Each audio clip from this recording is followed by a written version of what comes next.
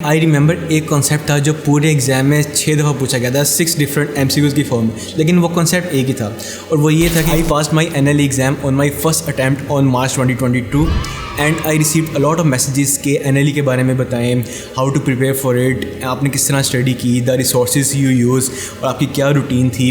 फिर exam day पे आपको किस तरह के क्वेश्चंस NLE में आए और जो ऑनलाइन सिस्टम था उसमें कोई फॉल्ट्स तो नहीं थे, आपका किस तरह का एक्सपीरियंस रहा था। Any advice for all those people जिन्होंने अभी NLE एग्ज़ाम में अपेयर होना है। So I decided to make a complete video जिसमें मैं स्टार्ट से के NLE के लिए प्रेप स्टार्ट मैंने किस तरह की, टू द रूटीन मैंने फॉलो की and till the exam day पे मेरा क्या एक्सपीरियंस था। I will discuss all of this in this video. Let's talk about the exam day, the end game exam day पे क्या हुआ एंड मेरा एक्सपीरियंस किस तरह रहा। सो मेरा एग्ज़ाम जिस हॉल में था मैं उधर तकरीबन 1-1.5 घंटा पहले चला गया। उन्होंने रिपोर्टिंग टाइम दिया हुआ था उतने टाइम का। मैं वहाँ पर गया, सबसे पहले उन्होंने एक काउंटर बनाया हुआ था एग्ज़ाम हॉल के बाहर ही, वहाँ पर मैंने अपना सेल फ़ोन सबमिट करवाया और उन्होंने मुझे एक टोकन दिया। और जब NLE की रोल नंबर स्लिप मैं साथ लेके गया था, वो आपको ईमेल आ जाती है एग्ज़ाम से ना तकरीबन हफ़्ता पहले, उसको प्रिंट करवा के मैं ले गया था। वहाँ पर जाके NLE की रोल नंबर स्लिप दिखाई, उन्होंने स्लिप को देख के मेरा रोल नंबर देख के मुझे एक कोड दे दिया। उनके पास कोड्स पड़े हुए थे, वो कोड मैंने अपने पास रख लिया और एक चिट थी उस पर कोड लिखा हुआ था। तो अब मेरे पास NLE की रोल नंबर स्लिप और वो एक कोड चिट कोड है, वो मैंने अपने पास रखा हुआ है और मैं वेट कर रहा हूँ। फिर जैसे ही टाइम आधा घंटा रह गया एग्ज़ाम स्टार्ट होने में, 15 मिनट, तो उन्होंने हॉल में बच्चों को जाने की इजाज़त दे दी कि आप हॉल में चले जाएँ। मैं हॉल में गया तो वहाँ पर सीटिंग अरेंजमेंट थी, मैंने अपना रोल नंबर देखा और देखा कि मेरी सीट कौन सी है, मैं सीट पे जाके बैठ गया।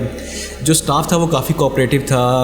अगर आप FSC मैट्रिक या MBBS की बात करें तो उसमें जो इन्विजिलेटर्स आते हैं वो बहुत थोड़े बदतमीज़ होते हैं और वो काफ़ी स्ट्रिक्ट टाइप होते हैं, फजूल में मतलब स्ट्रिक्टनेस दिखा रहे होते हैं। लेकिन यहाँ के जो इन्विजिलेटर्स थे वो काफ़ी एजुकेटेड लग रहे थे और काफ़ी कोऑपरेटिव स्टाफ था। अगर आपको कोई बात पूछनी थी तो आपको ईजीली बता रहे थे, माइंड ज़रा भी नहीं वो कर रहे थे किसी भी बात का। खैर मैं अपने एग्ज़ाम टेबल पे जाके बैठ गया। वहाँ पर जैसे ही बैठा तो उन्होंने टैबलेट्स डिस्ट्रीब्यूट करना स्टार्ट किए। जितने भी स्टूडेंट्स थे सबको उन्होंने एक इंडिविजुअल टैबलेट दिया। अब जैसे ही टैबलेट मुझे मिला तो वो उसमें ना PMC का एक प्रोग्राम ओपन हुआ था, ऊपर लिखा हुआ था PMC और सामने ही 2 ऑप्शन आ रही थी। उसमें लिखा हुआ था कि आप अपना NLE का जो रोल नंबर स्लिप है वो ऐड करें और नीचे अपना कोड ऐड करें।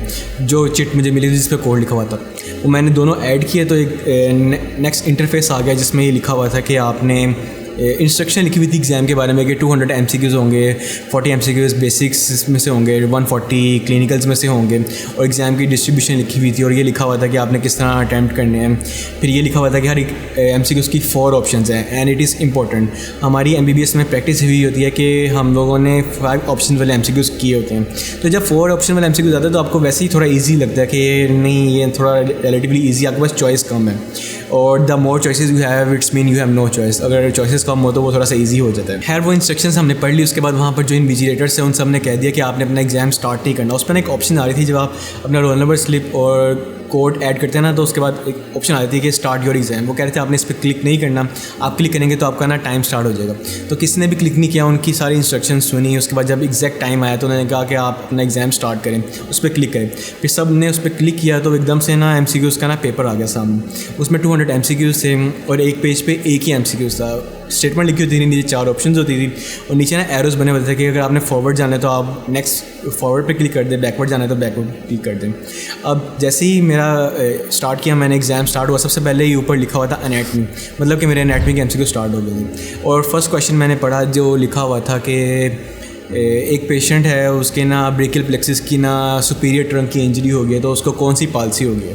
ऑप्शन थी जिसमें एक अर्ब्स पॉलिसी भी ऑप्शन था और मुझे क्वेश्चन पढ़ते साथ ही, अब मैंने एनाटमी नहीं पढ़ी थी बुक में कहीं भी, लेकिन 5 ईयर्स बैकवर्ड्स मैंने एनाटमी पढ़ी हुई थी और मैं रिकॉल कर रहा था कि हाँ जी अर्ब्स पॉलिसी मैंने पढ़ी हुई है और इसमें ऐसा होता है कि ब्रेकियल प्लेक्सिस की कोई इंजरी होती है। जो और ऑप्शन थी उसमें भी काफ़ी इंजरीज लिखी हुई थी लेकिन वो ना मुझे इररेलेवेंट लग रही थी, वो मिलती जुलती आंसर नहीं समझ आ रहा था। खैर मैंने उसको टिक नहीं किया, मैं ना अगले क्वेश्चन पे चला गया, मैंने स्किप करके अगला क्वेश्चन सेलेक्ट किया। अब अगला क्वेश्चन दोबारा एनाटमी का था। उसमें उन्होंने क्वेश्चन पूछा हुआ था कि जो डेल्टॉइड मसल है उसको कौन सी नर्व सप्लाई करती है। अब ये काफ़ी टिपिकल क्वेश्चन है, ये जिसने फ्रेश पढ़ा उसी को पता होगा। उसमें भी 4 ऑप्शंस थी, axillary nerve, musculocutaneous nerve and different nerve supply. मैंने उसको भी टिक नहीं किया, मैं अगले क्वेश्चन पे चला गया। थर्ड क्वेश्चन उन्होंने एनाटमी का यही पूछा हुआ था कि एक पर्सन है वो गिरा है आउटस्ट्रेच हैंड पे और उसके यहाँ पर रिस्ट बोन की इंजरी हो गई तो वो कौन सा फ्रैक्चर है। तो ये इसके भी ऑप्शन थे जिसमें कूलेस फ्रैक्चर भी ऑप्शन था तो मुझे फ़ौरन रिकॉल हो गया, क्योंकि फाइनली MBBS में हम जब ऑर्थोपेडिक्स पढ़ते हैं उसमें कूलिस फ्रैक्चर बड़ा इंपॉर्टेंट क्वेश्चन होता है। लेकिन उन्होंने पूछा एनाटमी में हुआ था, एनाटमी में जो अप्लाइड एनाटमी होती है ना, उसका एक क्वेश्चन था। हालांकि था एनाटमी का, लेकिन वो ऑर्थोपेडिक से भी रिलेट कर रहा था जो हम फाइनल ईयर में पढ़ते, तो मुझे उसका आंसर आता था, मैंने वो लगा दिया। अब जो मैंने पहले 2 क्वेश्चन स्किप किए हुए थे ना, वो टैबलेट के ऊपर ही कॉर्नर में शो हो रहा था कि क्वेश्चन 1 और क्वेश्चन 2 वो लिखा हुआ आ रहा था कि आपने वो स्किप किए हैं। जो आप स्किप करते थे वो ऊपर ना नोट होते जा रहे थे। फिर इस तरह मैं क्वेश्चंस करता गया, एनाटमी का सेक्शन ख़त्म हुआ। मूविंग फॉरवर्ड बायोकेम का सेक्शन स्टार्ट हो गया, उसके ऊपर लिखा हुआ था बायोकेमिस्ट्री और नीचे MCQs थे। एंड आई रिमेंबर एक कॉन्सेप्ट था जो पूरे एग्जाम में 6 दफ़ा पूछा गया था, 6 डिफरेंट MCQs की फॉर्म, लेकिन वो कॉन्सेप्ट एक ही था। और वो ये था कि एक पेशेंट है who is on anti tuberculous drug therapy. उसमें एक ड्रग है आइसोनियाज़ाइड, वो पेशेंट को दी जा रही है। And this drug causes peripheral neuropathy, हमें पता है। लेकिन एक विटामिन है जो उसके साथ कंबाइन करके दिया जाता है जो पेरिफेरल न्यूरोपैथी को प्रिवेंट करता है। वो कौन सा विटामिन है? एंड वी ऑल नो कि वो पायरिडॉक्सिन है या विटामिन B6 है। हम फाइनल ईयर में एंटी ट्यूबरकुलस ड्रग्स में पढ़ते हैं। लेकिन उन्होंने ये क्वेश्चन बायोकेमिस्ट्री के सेक्शन में पूछा हुआ था रिलेट करके। अब जब ये क्वेश्चन आया तो मुझे फ़ौरन फाइनल ईयर का रिकॉल हो गया, मैंने उसको टिक कर दिया। फिर फ्यूचर में आगे जाके भी जब जनरल सर्जरी के मेडिसिन का क्वेश्चन है उसमें भी ये क्वेश्चन पूछा गया था। फिजियोलॉजी में भी किसी तरह से रिलेट होकर क्वेश्चन आया हुआ था। उसमें ये पूछा हुआ था उन्होंने कि जो ड्रग्स दी जाती हैं एंटी ट्यूबरकुलस 4, उसमें से एक ड्रग है जो पेरिफेरल न्यूरोपैथी कॉज करती है, वो कौन सी ड्रग है? वो आइसोनियाज़ाइड है। फिर उन्होंने ये पूछा कि एक विटामिन है जो उनसे एंटी ट्यूबरकुलस ड्रग में कंबाइन करके दिया जाता है, वो कौन सा? उसका नाम पायरिडॉक्सिन है। तो कॉन्सेप्ट एक था लेकिन आंसर्स डिफरेंट थे, और जो एक ही उन्होंने कॉन्सेप्ट को ना डिफरेंट तरीके से पूछा हुआ था। तो आई रिमेंबर कि वो ये कॉन्सेप्ट को 6 दफ़ा मेरे पेपर में आया हुआ था। फिर फिजियोलॉजी के सेक्शन स्टार्ट हो गया, उसमें भी जो बेसिक कॉन्सेप्ट्स होते हैं कि गैस्ट्रिन हार्मोन क्या बॉडी में इफेक्ट है उसका, वो पूछा हुआ था। फिर हार्ट से रिलेटेड क्वेश्चंस पूछे हुए थे। हार्ट साइकिल अगर आपको पता हो तो आप उसको सॉल्व कर लेते हैं। फिर स्लीप साइकिल के बारे में क्वेश्चंस पूछे हुए थे, और वो जब क्वेश्चन में पढ़ता था तो मुझे फ़ौरन रिकॉल हो रहा था कि हाँ जी, मैंने ये फिजियोलॉजी में कहीं पढ़ा हुआ है, और मैं उनके ऑप्शंस में से डिसाइड करके ना टिक कर रहा था। एक और ये चीज़ जो मैंने बहुत ज़्यादा नोट की पूरे एग्जाम में, वो ये थी कि जो भी क्वेश्चन होता था उसकी 4 ऑप्शन में से ना 2 ऑप्शन इररिलेवेंट होती थी, वो क्वेश्चन से मिल ही नहीं रही होती थी। अगर ऐसा होना कि एक आंसर हो, आंसर से रिलेटेड ही उन्होंने आंसर दिया तो आप कंफ्यूज भी होते हैं। 90 to 95% ऑफ क्वेश्चंस में यही हो रहा था कि एक क्वेश्चन है, उसकी 4 ऑप्शंस हैं, जिसमें से सिर्फ 2 ऑप्शन ना रेलेवेंट लग रही हैं क्वेश्चन से, बाकी जो 2 ऑप्शन है वो बिल्कुल इररिलेवेंट लग रही हैं। If I give you an example, तो एक पेशेंट है, उसकी इंजरी हुई है, रिब इंजरी हुई है। जब रिब इंजरी हुई है तो उसमें कौन कौन से ऑर्गन डैमेज हो सकते हैं? सो यू कैन कंसिडर कि इसमें लंग डैमेज हो सकता है, अगर लीवर डैमेज हो सकता है, स्प्लीन डैमेज हो सकती है। तो ये रेलेवेंट आंसर्स लग रहे हैं। लेकिन अगर इसी तरह का लेट्स सपोज क्वेश्चन है और उसमें उन्होंने ऑप्शन दी हुई है कि वो उसका स्क्रोटल सैक डैमेज हो सकता है, जबकि चेस्ट के ऊपर इंजरी हुई है, तो ये बिल्कुल इररिलेवेंट ऑप्शंस लग रही हैं। तो इसी तरह सेम वे इसी तरह उन्होंने काफ़ी ज़्यादा क्वेश्चन में इस तरह 2 इररिलेवेंट ऑप्शन दी होती थी। तो अगर आपको क्वेश्चन का एग्जैक्ट आंसर नहीं भी आता, आप सिर्फ रिकॉल कर रहे हैं, तो रिकॉल में भी यू विल अंडरस्टैंड कि भाई ये 2 ऑप्शन तो बिल्कुल नहीं हो सकती, इन दोनों में से एक है। तो आपके ऑटोमेटिकली 50% चांसेस ज़्यादा बन रहे थे कि आप सही ऑप्शन को टिक कर सकें। मूविंग फॉरवर्ड फिजियोलॉजी का सेक्शन खत्म हुआ, फार्माकोलॉजी का सेक्शन स्टार्ट हो गया, सीमेट का सेक्शन स्टार्ट हो गया। फिर मुझे आई स्टिल रिमेंबर के फोरेंसिक का सेक्शन स्टार्ट हुआ। फोरेंसिक में सिर्फ 2 ही MCQs हैं, and people use to share memes कि आप 2 MCQs के लिए पूरी फोरेंसिक की बुक पढ़ेंगे। भाई आप 2 MCQs के लिए बुक नहीं पढ़ेंगे। मेरा जो फोरेंसिक में से MCQ था वो यही था कि एक्सह्यूमेशन जब हम करते हैं पेशेंट की, तो उसकी परमिशन कौन देता है? और ये मजिस्ट्रेट देता है। ये बड़ा ही फेमस MCQs हमें प्रॉफ में भी आता था कि अगर आपको पूरी फोरेंसिक में कुछ ना पता, आपको ये लाजमी पता था कि एक्सह्यूमेशन की जो परमिशन है वो मजिस्ट्रेट देता है। तो ये एक MCQ आया हुआ था, और उसको पढ़ते साथ ही मैंने टिक कर लिया, क्योंकि मुझे रिकॉल हो गया था, मुझे पता था कि इसका आंसर यही है। उसके बाद सर्जरी के क्वेश्चन स्टार्ट हो गए, and I can say with complete confidence के सर्जरी की बुक पढ़े बगैर मुझे सर्जरी के MCQs सबसे ज़्यादा ईजी लगे थे। How is it possible? अब देखिए, हम सर्जरी की जब हाउसअप करते हैं तो आप ऑपरेशन थिएटर में जाते हैं, एमरजेंसी ऑपरेशन थिएटर में जाते हैं। मेरे साथ काफ़ी दफ़ा ऐसा हुआ था कि मैं एमरजेंसी ऑपरेशन थिएटर में गया हूँ और वहाँ पर एक ऑपरेशन हो रहा है। मुझे एक सीनियर रजिस्ट्रार ने या फिर GR ने कहा कि ऑपरेशन हो रहा है, पेशेंट था, उसका एक्सीडेंट हुआ है, जिसके लेफ़्ट साइड पे जो थी ना इंजरी हुई है, और लेफ़्ट साइड पे ना हम लोग उसकी स्प्लीनेक्टमी कर रहे हैं। तो ये बिल्कुल ना बेसिक, इसके लिए आपको पढ़ने की ज़रूरत नहीं पड़ी, आपकी पैसिव लर्निंग हुई होती है कि भाई अगर आपको पास कोई RT का रोड ट्रैफिक एक्सीडेंट का पेशेंट आया है जिसकी लेफ़्ट साइड की इंजरी हुई है, तो लेफ़्ट साइड पे कौन सा ऑर्गन डैमेज हो सकता है, जो सी रिब्स हैं वो लेफ़्ट साइड पे कौन से ऑर्गन को डैमेज कर सकती हैं, तो वो स्प्लीन है। अगर राइट साइड पे कोई ऑर्गन डैमेज हो सकता है तो वो लीवर है, या फिर उसका लंग्स है। काफ़ी ज़्यादा पेशेंट जो RT केस होते होते हैं उनमें हम चेस्ट ट्यूब पास करते हैं। I made a complete vlog जिसमें चेस्ट ट्यूब पास करते हुए मैंने आपको दिखाया हुआ है। तो अब काफ़ी ज़्यादा पेशेंट चेस्ट ट्यूब के आते हैं, तो ये चीज़ें ना पैसिव लर्निंग होती है, इसके लिए एक्टिव लर्निंग की ज़रूरत नहीं है। अब जब मेरा सर्जरी का सेक्शन स्टार्ट हुआ तो भाई मेरा क्वेश्चन ही इसी तरह के आ रहे हैं कि पेशेंट रोड ट्रैफिक एक्सीडेंट हुआ है, लेफ्ट साइड पे रिब इंजरी हुई है जिसने एक ऑर्गन डैमेज कर दिया, वो ऑर्गन कौन सा है? सिंपल आंसर है स्प्लीन। इसके लिए आपको कोई बुक पढ़ने की ज़रूरत नहीं, आपकी पैसिव लर्निंग में आपके माइंड में ये ऑलरेडी पता है। फिर इसी तरह राइट साइड की इंजरी, लीवर इंजर हुआ हुआ है, फिर जो टेंशन हीमोथोरेक्स है इसके क्वेश्चंस आए हुए थे। पेशेंट का रोड साइड एक्सीडेंट हुआ है, बॉडी के अंदर फ्लूइड आ गया है, तो उसको टेस्ट करने के लिए कौन सा स्पेसिफिक टेस्ट है, वो फास्ट स्कैन हम करवाते हैं। फिर अपेंडेक्टमी जो होती है उसकी क्या इंडिकेशंस हैं, एक्यूट अपेंडिसाइटिस किस तरह डायग्नोस करते हैं, मेंट्रल्स एक फार्मूला होता है उसको किस तरह अप्लाई करते हैं, ENT ब्लीड जो होती है उसकी क्या इंडिकेशंस होती हैं, किस तरह पता लग रहा होता है। ये जो बेसिक अगर आपने जनरल सर्जरी की रोटेशन की है तो ये सारी चीज़ें आपको ऑटोमेटिकली पता लग जाती हैं। पैसिव लर्निंग आपकी हो जाती है कि ट्रॉमा में जब पेशेंट आता है तो उसमें क्या क्या चीज़ें चेक करते हैं, कौन सी बेसिक्स हैं। अगर डॉग बाइट हो जाए तो ARV वैक्सीन लगती है उसके अंदर। किसी भी एब्डोमिनल ऑर्गन में इंजरी हो जाए तो CT स्कैन करवाते हैं। CT scan with contrast and without contrast कब करवाते हैं, एब्डोमिनल अल्ट्रासाउंड कब करवाते हैं, ये सारी चीज़ें आप हाउस में सीख लेते हैं। सो मैंने सर्जरी की कोई बुक नहीं पढ़ी थी, लेकिन मैंने सर्जरी की रोटेशन अभी की थी, तो वो सारी चीज़ें मेरे माइंड में थी। और जो सर्जरी के 48 MCQ से आई रिमेंबर 45 तो मैंने इसी तरह फर्स्ट टाइम पढ़े थे और उनको मैंने कर लिया था। 1 से 2 MCQs को मुझे सिर्फ सोचना पड़ा था कि इसमें कोई ऑप्शन मिलती जुलती हैं वो हो सकती हैं।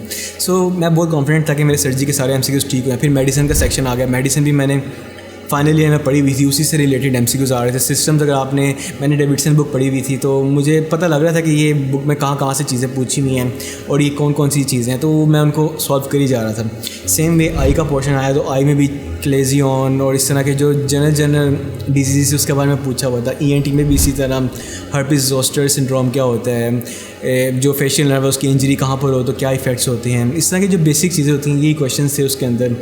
फिर हम पीड्स की बात कर ले तो पीड्स में भी जो मैंने रिसेंटली फाइनल प्रॉफ दिया था तो पीड्स के जो क्वेश्चन थे उसी के अंदर से आए हुए थे। OFC क्या होता है बच्चे का, जब बच्चा 9 मंथ पे होता है, जब बॉर्न होता है उसकी क्या लेंथ होती है। न्यूनाटोलॉजी के क्वेश्चंस थे, जो डिफरेंट पैरामीटर्स हमने बुक में पढ़े हैं वही उन्होंने पूछे हुए थे। फिर ऑब्स एंड गायनी की रोटेशन मेरी अभी भी स्टार्ट हुई थी, इतना मैंने उसमें सीखा नहीं था हाउस जॉब में, लेकिन उसके भी जो क्वेश्चन आ रहे थे वो फाइनल ईयर की ऑब्स एंड गायनी में से ही आ रहे थे, तो वो भी अंडरस्टैंडेबल हो रहे थे, सॉल्व हो रहे थे। सो इस तरह मैंने जब सारा पेपर सॉल्व कर लिया तो अराउंड 15 to 20 क्वेश्चन थे जो मेरे बचे हुए थे। फिर मैंने वो बचे हुए थे तो ना राइट साइड पे ऊपर ही ना वो MCQs नंबर शो हो रहे थे 1 2 9 67 42, इस तरह जो MCQs मैंने छोड़े हुए थे तो उन पर बस मैं एक टैप करता था 1 पे तो एग्जैक्ट जो क्वेश्चन 1 था ना वो ओपन हो जाता था। आपने उसको सिलेक्ट करना होता था, फिर आप फॉरवर्ड करते थे 2 पे तो वो 1 ऑटोमेटिकली वहाँ से गायब हो जाता था। तो इस तरह जो बाकी क्वेश्चन बचे हुए थे वो मैंने सारे सॉल्व किए। तो तकरीबन 20 मिनट बचे हुए थे मेरे एग्ज़ाम ख़त्म होने में और मेरे सारे ही क्वेश्चंस हो गए थे। थ्रू आउट दिस पीरियड अगर आपने पानी पीना है, आपने वॉशरूम जाना है तो वो भी आपको जाने की इजाज़त दे रहे थे, इतना मसला नहीं कर रहे थे। तो it was a very convenient environment जिसमें उन्होंने एग्ज़ाम लिया। Had the moment you start your exam तो आपका ऑटोमेटिक टाइमर ना एग्ज़ाम के ऊपर स्टार्ट हो जाता है विच इज़ 3 आवर्स, तो 180 मिनट्स ना आपके कंप्लीट स्टार्ट हो जाते हैं। फिर मैंने जब कंप्लीट पेपर कर लिया तो मेरे 15 to 20 मिनट्स बचे हुए थे, मैंने गो थ्रू भी किया पेपर। तो फिर 3-4 मिनट जब रह गए ना वो बैकवर्ड्स काउंटिंग होती रहती है, तो जैसे ही वो टाइम ख़त्म हुआ तो एग्ज़ाम आपका ऑटोमेटिकली सबमिट हो गया, आपको सबमिट करने की ज़रूरत नहीं पड़ी। और ये उन्होंने बताया हुआ था कि आपका एग्ज़ाम स्टार्ट करने से एंड तक आपके 3 आवर्स हैं वो ऑटोमेटिकली आपके सामने शो हो रहे हैं, वो ऑटोमेटिकली ख़त्म होंगे तो आपका एग्ज़ाम सबमिट हो जाएगा। फिर इस तरह सबके एग्ज़ाम सबमिट हुए और उसके बाद उन्होंने कहा कि आपका एग्ज़ाम ख़त्म हो गया। फिर उन्होंने बारी बारी सब बच्चों को हॉल से बाहर जाने दिया। हॉल से बाहर जाते हुए सब स्टूडेंट्स ने जो टैबलेट उन्होंने दिया था वो उन्होंने उनको वापस रिटर्न कर दिया। इस तरह हमारा एग्ज़ाम ख़त्म हुआ, एग्ज़ाम से हम बाहर आए तो आई फील अलॉट रिलैक्सड कि मैंने जो अपने ऊपर ट्रस्ट किया था, जो इंस्टिंक्ट्स पे ट्रस्ट किया था वो ट्रू था। और इससे आपको ना काफ़ी अच्छा भी फील होता है कि आपने जो 5 ईयर्स MBBS में पढ़ा है तो आपको वो आता भी है। It gives you a moral confidence I can say. मुझे डाउट्स काफ़ी ज़्यादा थे, मुझे ऐसा लग रहा था एग्ज़ाम से जब मैं बाहर आया हूँ कि मेरे 120 के अराउंड MCQs तक कंफर्म ठीक हुए हैं, जो बाकी 80 हैं उसमें डाउट है क्योंकि आपने 70% मार्क्स लेना, 140 मार्क्स आपके पासिंग होंगे। तो अब मैं डाउट था कि वो जो 80 MCQs हैं जिसमें से मुझे थोड़ी बहुत कन्फ्यूजन है वो ठीक हुए होंगे या नहीं, लेकिन अल्हम्दुलिल्लाह मेरा एग्ज़ाम पास हो गया। जब ओवरऑल सबका रिज़ल्ट आया आई थिंक कोई 10 डेज़ के अंदर तो मेरा एग्ज़ाम पास था, which is shown here. So some final advice for all the people जिन्होंने अभी NLE का एग्ज़ाम देना, उसमें अपेयर होना है।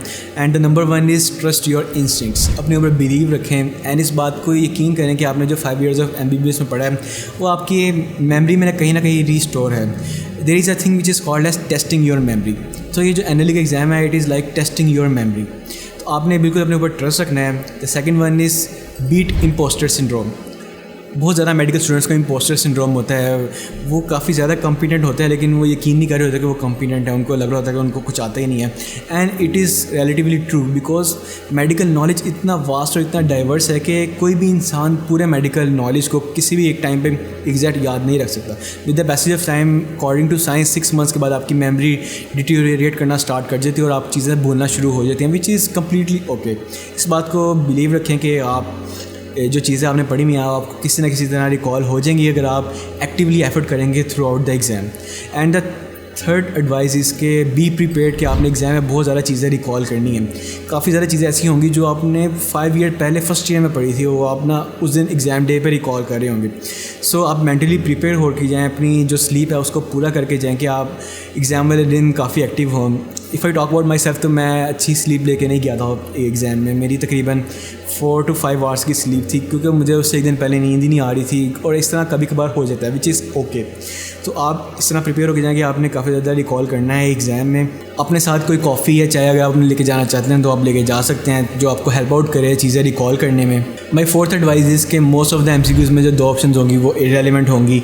आपको मोस्टली MCQs के अंदर 2 ऑप्शन के अंदर ही डिसाइड करना होगा। एंड अगर आपकी मेमोरी रिकॉल कर लेती है उस चीज़ को तो आप डेफिनेटली सही ऑप्शन को सिलेक्ट कर लेंगे। And my final and fifth advice is you got this. Just trust in your self, trust the process, trust your instincts. आप ना इस एग्ज़ाम को पास कर लेंगे अगर आपने 5 years ऑफ MBBS में अच्छा पढ़ा हुआ है ना। जस्ट बी कॉन्फिडेंट और एग्ज़ाम में जाएं एंड इंशाल्लाह you will S this exam. And by saying this that pretty much wrap up this video.